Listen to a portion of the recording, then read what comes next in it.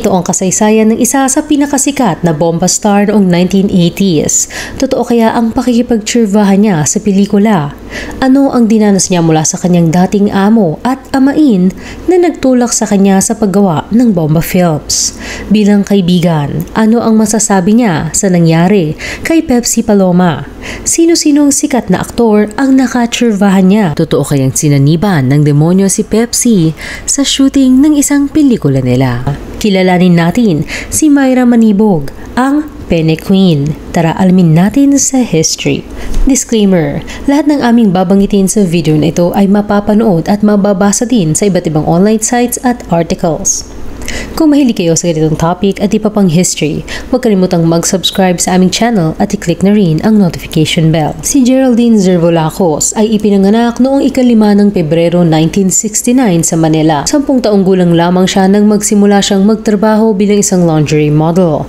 At pagdating ng 13 taong gulang ay nakuha na siya para sa mga bomba films. Gaya ng ibang kwento ng mga bomba stars noong dekada 80 hanggang dekada 90. Si Geraldine ay nagmula sa isang mahirap na pamilya. Mula sa kanyang pagkapanganak ay hindi niya nakilala ang kanyang ama dahil naghiwalay ang kanyang mga magulang habang siya ay ipinagbubuntis pa lamang ng kanyang ina. Base sa isang interview sa kanya ay mayroon siyang lahing Griego mula sa kanyang ama. Panganay at nag-iisang babae si Geraldine sa 3 magkakapatid. Magkakaiba man sila ng ama ay nagmamahalan sila at magkakasamang pinalaki ng kanilang ina. Pangarap ng ina ni Geraldine na maging isang artista. Isang bagay na hindi niya kailanman maaabot. Ang pangarap na ito ay ipinasa niya kay Geraldine na mula pa noong 6 na taong gulang pa lamang ay pinaturuan niya ng magsayaw ng iba't ibang uri ng sayaw gaya ng ballroom, jazz, ballet, Hawaiian at iba pa. Si Geraldine naman ay kailanman hindi ginustong mag-artista. Ang kanyang pangarap ay maging isang abogado. Hindi man sila mayaman ay pinilit ng ina ni Geraldine na siya ay paaralin sa isang private school gaya ng St. Paul at La Concordia. Hatid sundo pa siya ng school bus. Ngunit, hindi naging madali ang pag-aaral ni Geraldine. Madalas sa bahay ay lugaw ang kanilang panawid gutom. Sa school naman ay madalas na tsamporado o lugaw din ang kanyang baon. At dahil nahihiya siya, ay madalas na sa auditorium daw siya kumakain. Paminsan-minsan ay nakakaranas siya ng panunukso mula sa ilan sa mga mayayaman niyang kamag-aral na mula sa pananamit hanggang sa mga kagamitan ay puro branded at mamahalin ang gamit. Naranasan niya din na tumayo sa gitna ng klase habang nag-e-exam ang kanyang mga kamag-aral dahil siya lamang ang hindi nakapagbayad ng tuition fee. Naging takbuhan niya ang chapel sa loob ng La Concordia kung saan pumupunta siya pagkatapos kumain ng pananghalian upang magdasal. Naikwento niya sa isang Christmas party sa kanilang eskwelahan ay nanalo ng paper doll ang isa niyang kamag-aral at ang napanalunan naman niya ay isang tuwalyita. Dahil sa sobrang inggit sa nakuha ng kaklase ay pumunta siya sa chapel at doon umiyak bago nagdasal ng kanyang hinaing. Taong 1979, sa edad na 10 taong gulang ay napagdesisyonan ni Geraldine na magtrabaho upang makatulong sa kanilang pamilya. Isa din sa malalim na dahilan ay ang ginagawang paghihipo sa kanya ng kanyang amain, ama ng bunso niyang kapatid. Noong siya ay 9 na taong gulang pa lamang. Sa kanyang batang isip ay natatakot siyang sabihin ito sa kanyang ina dahil baka palayasin siya o hindi paniwalaan ng kanyang ina. Nalaman lamang ito ng kanyang ina nang ma-interview siya at lumabas ito sa balita. Maraming taon na ang nakalipas. Ngunit hindi makapaniwala ang kanyang ina na sinabi ni Geraldine ay naiintindihan niya dahil in love daw ang kanyang ina sa kanyang amain na iyon. Dagdag pa niya na in good faith ay iniisip na lang niyang nakukonsensya din ang kanyang amain tuwing matutokso ito sa kanya dahil napansin niyang dumadalang na ang pagpunta nito sa kanila at tila iniiwasan din siya nito upang pigilan ang sarili na tuluyan siyang tsurvehin. Nang mag-edad 10 taon si Geraldine ay nagpaalam siya sa kanyang ina na magtatrabaho ngunit hindi siya pinayagan nito. Nagkaroon naman ng pagkakataon na nagpahula ang kanyang ina sa Quiapo. Sabi ng manghuhula, alam mo, magbibigay sa'yo ng yaman, yang anak mo. Ang sagot naman ng kanyang ina, Bata lang to, nagpipiko lang to sa labas ng bahay. Na siyang sinagot naman ng manghuhula na makakahawak siya ng maraming pera sa linggong iyon na siyang nangyari nga. Napapayag ni Geraldine ang kanyang ina na siya ay magsimula ng magtrabaho. Nakuha siya bilang isang lingerie model para sa isang hotel sa Quezon City. Uso noong araw ang mga luncheon shows at dinner show kung saan mayroong mga modelo na nagsushow o rumarampa sa loob ng hotel habang kumakain ang mga manonood. Marahil ay nagtataka kayo kung paanong nakalusot si Geraldine sa edad na 10 bilang isang modelo. Bukod sa hindi kahigpitan noon ang magpakita ng mga dokumento o ID bilang patunay ng edad, isang malaking bulas noon si Geraldine at mapagkakamalan na talagang isang ganap na dalaga. Kaya madali nilang nailihim ang kanyang tunay na edad at sinasabi din nila na siya ay 16 na taong gulang na. Minsan ay sinabi din nilang nasa 18 na siya, depende sa kailangan. Matapos ang 2 taon, sa edad na 12 ay natipuhan si Geraldine ng isang may-ari ng hotel. Isang araw ay inimbitahan siya ng manager ng hotel para sa costume fitting sa isang kwarto sa loob ng hotel. Doon ay ikinulong siya ng 1 linggo. Ayon sa kwento ni Geraldine sa isang interview, sa kwartong iyon ay unti-unti siyang sinuyo ng may-ari ng hotel. Araw-araw siya pinupuntahan nito. Sinasabayan kumain at nakikipagkwentuhan sa kanya. Dahil ang may-ari lamang ng hotel ang nakikita niya ay dumating ang puntong inaabangan at umaasa na si Geraldine sa pagbisita nito hanggang sa dulo ng linggo. Nang kampante na ang may-ari ng hotel na nakuha na niya ang loob ng dalaga ay chinerva na niya ito. Sa kabilang banda, ang ina naman ni Geraldine ay galit na galit nang hindi na ito umuwi at hinanap siya sa hotel.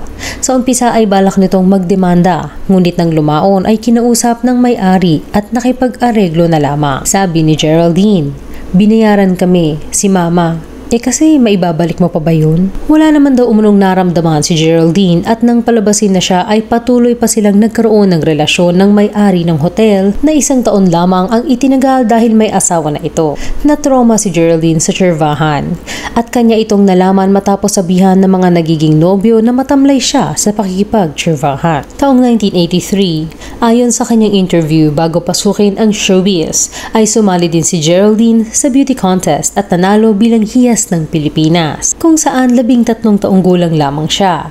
At dahil hindi pa mahigpit noon, sa pagpapatunay ng edad ay sinabi nila Geraldine na siya ay 18 years old na. Pagpasok sa showbiz, sa edad na 13 ay na-discover si Geraldine ng couturier o fashion designer na si Romy Lopez. Ipinakilala si Geraldine at ang kanyang ina sa talent manager na si Ray de la Cruz. Kasalukuyang nagsushooting noon ng pelikulang Snake Sisters na siyang launching movie ng magiging pinakasikat na grupo ng talent ni Ray de la Cruz, ang Soft Drinks Beauties. Mayroong cameo role noon si Myrna Castillo na nooy nasa kasagsagan ng kasikatan.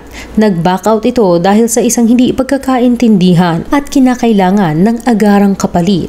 Kaya nang saktong ipakilala si Geraldine kay Ray de la Cruz ay agad siyang dinala sa Tulay Buhangin, ang lugar na pinagsushootingan, at ipinakilala sa director na si Celso Ad Castillo. Isasabay sa Soft Drink Beauties si Geraldine, kaya ang ibinigay na screen name sa kanya ay Mirinda Manibog, hango sa soft drink na Mirinda at Manibog mula sa apelyido ni Binibining Pilipinas International 1982 na si Miss Adela Liza Gingerich Manibog. Sinabi ni director na OA na kung Manibog na Miranda pa, kaya't iminungkahi nito na Myra na lamang ang gamiting screen name at Manibog pa rin ang gamiting apelyido dahil gusto itong i-maintain ni Ray bilang stratehiya ng pagpapakilala sa kanyang talent. Nawindang naman ang mga manonood dahil sa apelyido niya at inakalang konektado ito kay Miss Liza Manibog. Noong araw din na iyon ay pumirma ng 5 taong kontrata si Geraldine na ngayon makikilala na bilang si Myra Manibog at tumiretso na sa pagganap sa pelikulang Snake Sisters. Agad na tinangkilik ng mga manonood,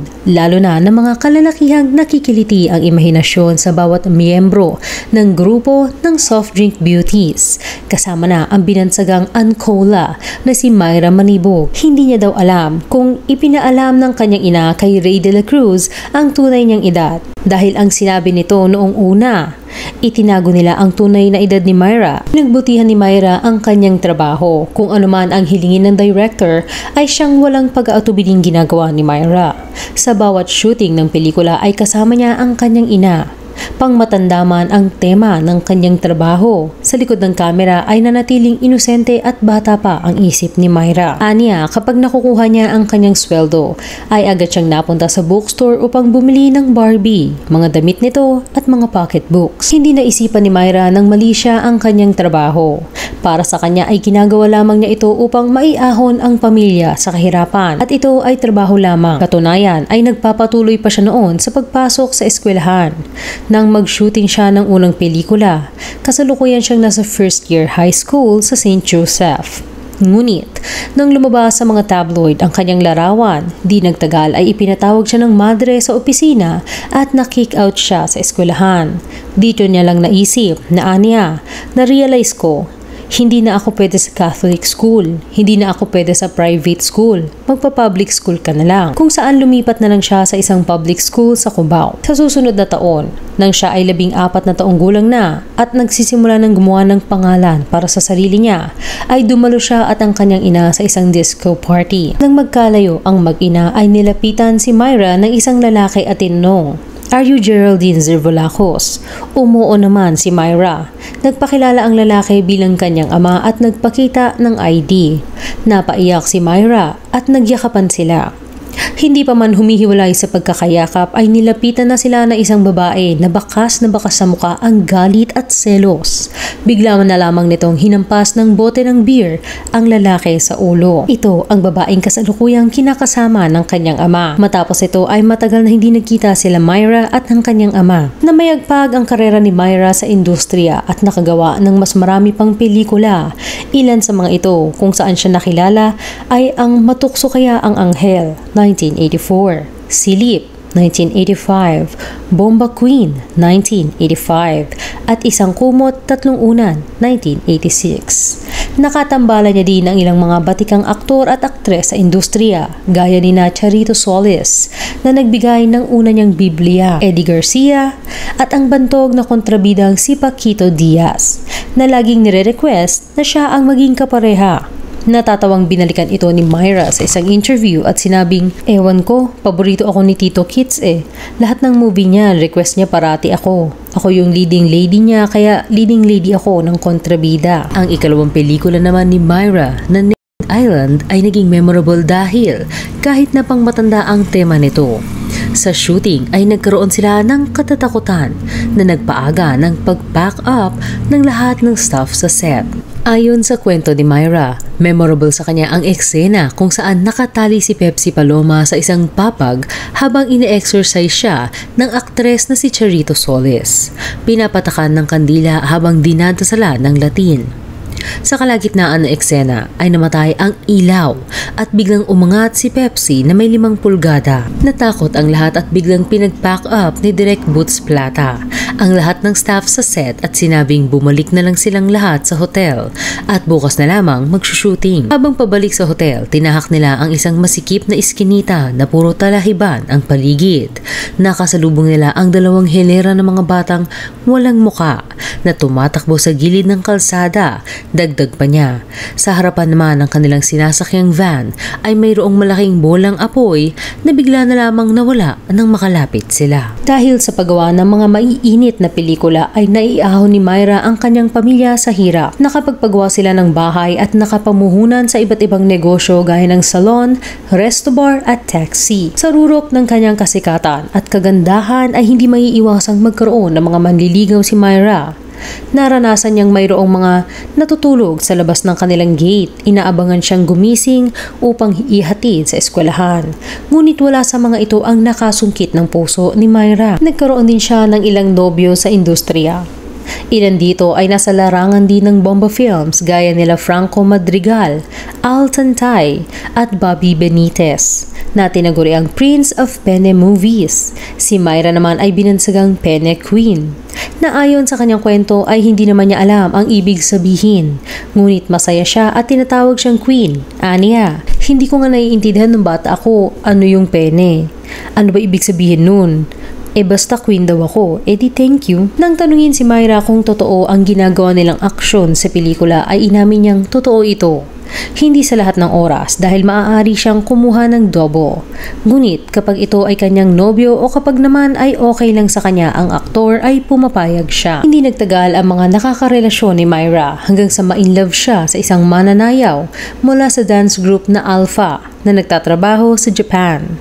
Pumunta ng Japan si Myra ngunit nadurog ang kanyang puso nang malamang kasal na pala ito. Dito naman niya nakilala si Joel, isang co-dancer ng lalaking una niyang natipuhan. Tila nagkaroon ng rebound at nahulog ang kanyang loob dito. Taong 1985, nawala ng isang kaibigan sa grupo nilang Soft Drinks Beauties, si Myra. Napag-usapan ito sa interview ng kanyang talambuhay kung saan tinanong siya kung sinadya ba ni Pepsi Paloma. Sagot ni Myra, sa pagkakakilala niya kay Pepsi ay naniniwala siyang sinadya niya ito. Aniya, sa balita lamang nila nalaman ang nangyari at isa sila ni Coca na unang pumunta sa ospital.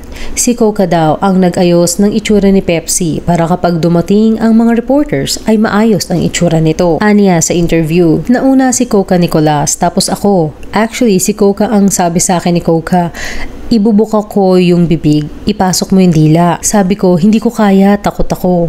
Nandun pa kayo? Nandun kami. Naka-90s pa siya. Tapos nakadilat siya. Si Coca ang nagsara ng mata niyan. Si Coca ang nagpasok ng dila niya para pagdating ng mga reporter, maayos yung itsura ni Pepsi. Pagkawala sa showbiz. Taong 1987, sa edad na 18 ay nagpakasal sila Joel at Myra. Agad na nagdalang tao si Myra at bumalik ng Pilipinas upang dito manganak. Matapos manganak ay tumaba si Myra at nawala ng kampiyansa sa sarili. Nagdesisyon siyang sumama sa kanyang asawa sa Japan at doon na lamang magtrabaho. 4 ang naging anak ni Myra. At upang magtrabaho sa Japan ay iniwan niya ito sa pangangalaga ng kanyang ina at mga kapatid. Panganganak niya ay mas nagdagdag pa ng timbang si Myra. Habang nasa Japan siya ay nagpatong-patong na rin ang problema nilang mag-asawa. Kinukulang na ang kanilang pera at nagsimula na ring mambabae ang kanyang asawa. Dahil dito ay mas bumaba pa ang kampiyansa ni Myra sa sarili. Naisip niyang nambababae ang kanyang asawa dahil sa kanyang pagtaba at dahil hindi na siya malakas kumita gaya noong artista pa siya. Aniya, na-insecure na ako dahil ang taba ko na nga. Inisip ko kaya ng babae yung asawa ko kasi pangit na ako. Siyempre, hindi na ako kasi lakas kumita noong araw.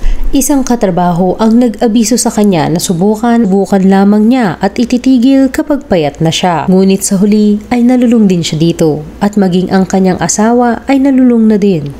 Nang lumaon ay tuloy na din silang naghiwalay. Ayon sa kwento ni Myra, ang asawa daw niya ang humiwalay sa kanya. Sinabihan siya nito ng ayaw ko na sayo, ang pangit-pangit mo. Gumuho daw ang kanyang daigdig nang marinig ito. Dahil galing siya sa broken family, ay wala siyang ibang gusto kundi ang isang buong pamilya. Nagmakaawa siyang huwag siyang iwan lalo na at may anak sila. Ngunit, nagkahiwalay pa rin sila. Mayroong nagkagustong hapon sa kanya ngunit hindi na ito pinangalanan ni Myra. Naisa na siyang pakasalan nito, ngunit hindi maaari dahil kasal pa siya sa dati niyang asawa. Dumating ang punto na sa sobrang pagkalulong ay naapektuhan na ang trabaho niya. Hindi na din siya nakakasulat at nakakapagpadala sa kanyang ina sa Pilipinas. It was during that time when I desperately wanted to come home, but I lost my passport and I didn't have money for plane fare. Then an angel came into my life in the person of an office mate I disliked, who gave me a prayer book as a Christmas present. That got me praying every day. Araw-araw ay binabasa niya ang prayer book, cover to cover, kahit paan niya. Noong panahong iyon ay hindi niya daw maintindihan ang laman nito sapagkat sunog na ang kanyang utak dahil sa masamang bisyo. Aniya, yung praning-praning na ako sa Japan. Yun yung lowest point ko sa buhay na ilang beses akong nag-attempt and merong nagbigay sa akin ng isang prayer book na binasa ko from cover to cover. Hindi ko naiintindihan yung binabasa ko kasi sira na ulo ko talaga. Pero from cover to cover, binabasa ko yun, not knowing that during that time, the Holy Spirit is already moving. Hanggang one day, umiyak na lang ako. Tas nagpray ako. Sabi ko, Lord, pauwiin mo na lang ako. Pag uwi ko, promise ko sa'yo, magbabalik loob ako.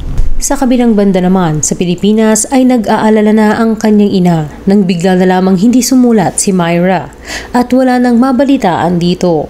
Lumipas ang panahon at halos magdadalawang taon nang hindi nagpaparamdam si Myra. Kaya araw-araw ay pinupuntahan ng kanyang ina ang dati niyang talent manager na si Ray de la Cruz upang humingi ng tulong. Halos araw-araw na ilalagay ang larawan ni Myra sa front page ng dyaryo at nag-file na rin ng missing report si Ray na siyang nag-udyok sa embahada ng Pilipinas sa Japan na hanapin siya at ibigay ang lahat ng kinakailangan niya upang makabalik ng Pilipinas. Taong 1992, nang makabalik si Myra sa Pilipinas, ay tinupad niya ang pangako na magbagong buhay. Simula ng araw na iyon ay hindi na siya gumamit ng masamang bisyo at nagsimulang muli.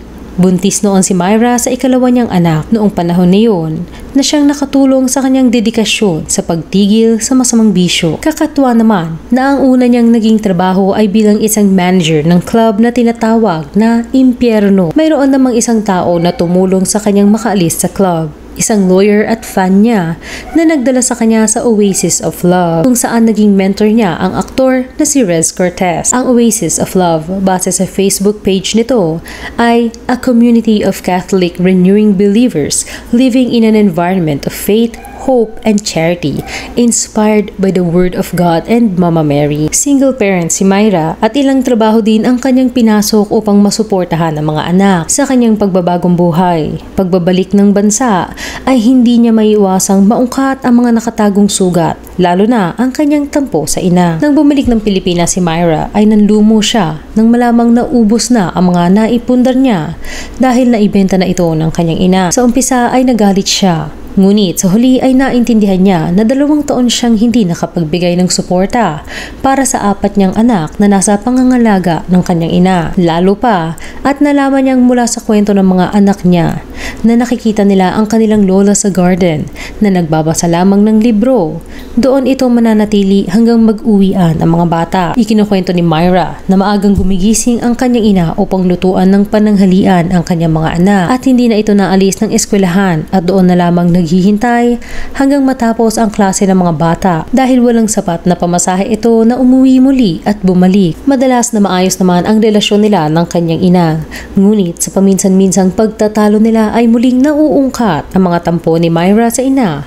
Minsan kapag nagkaroon sila ng hindi pagkakaintindihan ng kanyang ina ay sinisisi niya ito kung bakit pinayagan siyang magtrabaho bilang bomba star, kung bakit hindi siya binawalan dahil kung nagkataon ay iba sana ang naging takbo ng kanyang buhay. Minsan ay naisusumbat niyang hindi siya nito mahal at ATM lamang ang tingin sa kanya. Ngunit nang pumanaw ang kanyang ina ay napagtanto niya na bagamat mayroon itong pagkukulang ay napalaki nito ng maayos ang kanyang mga anak. Hindi din ito nagkulang sa pagbibigay ng pagmamahal at alaga kahit pa sinuportahan nito ang pagiging bomba star niya at lahat ng bigat na kanyang dinadala sa ina ay baliwala lamang. Naalala niya noong 2010 ay nag-collapse siya sa opisina ng kanyang pinagtatrabahoang call center. In-ultrasound siya at may nakitang bukol sa kanyang liver. Nang tanggalin ito ay nakitaan din siya ng bukol o cyst sa kanyang gallbladder kaya pati ito ay tinanggal din. Inoperahan din siya at tinanggal ang kanyang fallopian tube at mga ovaryo na may bukol. 1 buwan siyang nagtagal sa ospital at 1 taon ang kanyang recovery. Sa panahong ito ni Piso ay wala siya sa wallet. 3 buwan silang naputulan ng ilaw. Ang kanyang ina ang bumuhat sa kanila para mabuhay araw-araw. Nagbabahay-bahay ang kanyang ina, dala ang mga damit nila na ibinibenta nito sa kapitbahay ng tig-20 upang may maipambili lamang sila ng makakain. Nung nawala na siya at na-realize ko nga lahat ng hirap niya.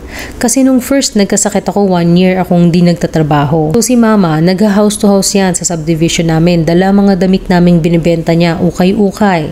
Tig-20 para lang meron kaming pambiling pagkain. So dun ko na-realize kung gaano ko siya kaano. Wala siyang pride, hindi siya nahihiya, masipag siya. Bago siya operahan ay tinanong ni Myra ang doktor kung maaari ba niyang ikamatay ang operasyon. At naging tapat naman ang kanyang doktor.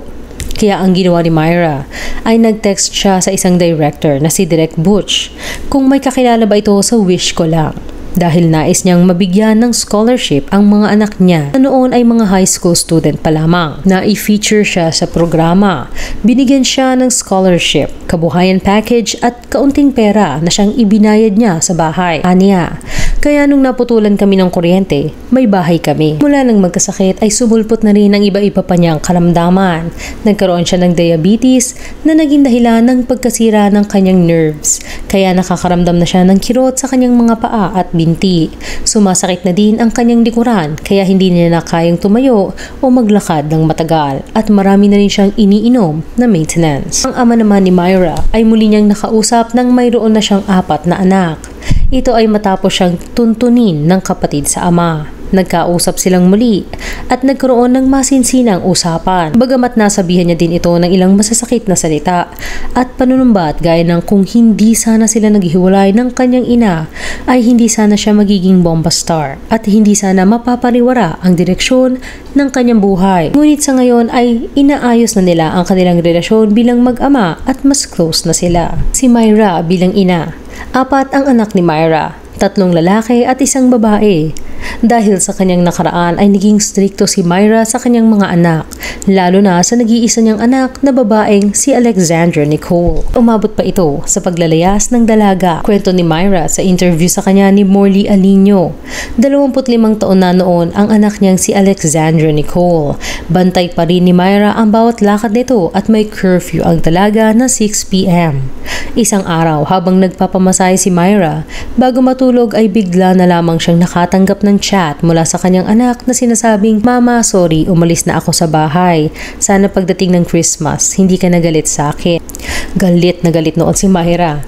Aniya, syempre ayokong pagdaanan ng anak ko yung pinagdaanan ko. As much as possible, kung pwede ko lang batuhan ng ginto yung dadaanan niya, di ba? Para wag siya madapa. Kung pwede ko lang siyang i-cuddle forever. Yun nga, kaya nga naglayas yung anak ko, nagsolo. Maging ang mga kapatid nito ay binlock siya sa social media. Nagchat muli si Alexandra sa kanyang ina at nagbigay ng napakahabang paliwanag kung bakit niya nagawang maglayas. At ang pinakatumatak lamang sa isip ni Myra ay ang sinabi ng kanyang anak na, "Please allow me to grow up." Dito niya napagtanto na matapos ang labis-labis na pag-iyak na ang anak niya ay 25 years old na nga naman at ang kanyang paghihigpit dito. Naging masunurin din naman ang dalaga hanggang sa puntong iyon. Napagtanto niyang panahon na para hayaan naman ang kanyang anak na tahakin ang sarili nitong landas. Sa huli ay nagkaayos din ang buong pamilya at muling nagsama-sama. Noong nagkasakit si Myra, nalaman niyang mahilig pala sa musika ang kanyang mga anak. Marunong silang tumugtog at kumanta.